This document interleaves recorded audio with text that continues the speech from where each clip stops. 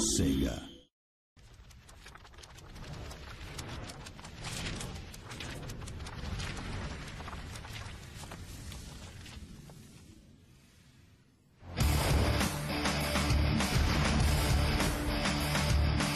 The immense amount of effort it takes to animate characters in a video game is often overlooked and taken for granted by the public at large. But many, many hours of blood, sweat, and tears are shed here, in this room.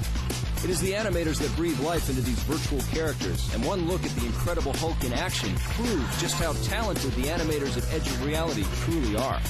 We usually animate anything that has to be kind of smooth, and the second it actually hits an object, that's when we turn it into the physics object, so that since it's going to be such an abrupt change, it's a great place to do the little pop, and you don't notice it so much. We have keyframe animation, so our animators hand animate everything.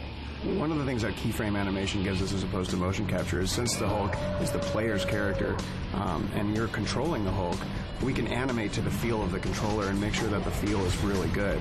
So a guy in a motion capture suit can move like a human, and that's about it. He's not that fast, he's not that powerful, so that really doesn't come through. So we're able to have fine control over the poses and the speed and the quickness of the player in order to have really great responsive control. Unlike traditional human characters featured in video games, the animators at Edge of Reality had to work with a larger-than-life beast. So where best to start than the Incredible Hulk's closest real-world counterpart?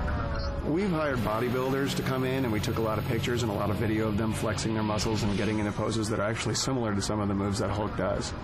The next-generation technology of the new video game consoles also gave the artists more power when it came to creating their characters. One of the biggest benefits that we get in the next-gen technology is normal mapping, and it gives us the ability to show the muscles. When I first started building the rig on this character, one of the things we wanted to add is since he's so big and he's got all these huge muscles, we wanted to make sure that all those things looked really realistic.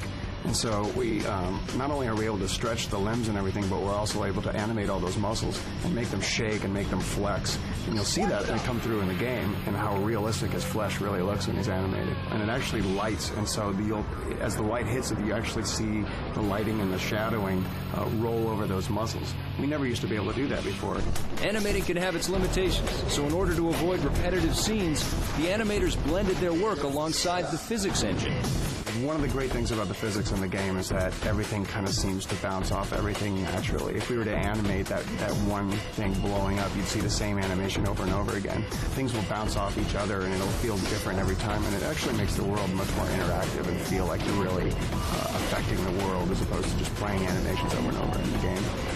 The animations and real-world physics enables the player to tap into the raw power of the Incredible Hulk.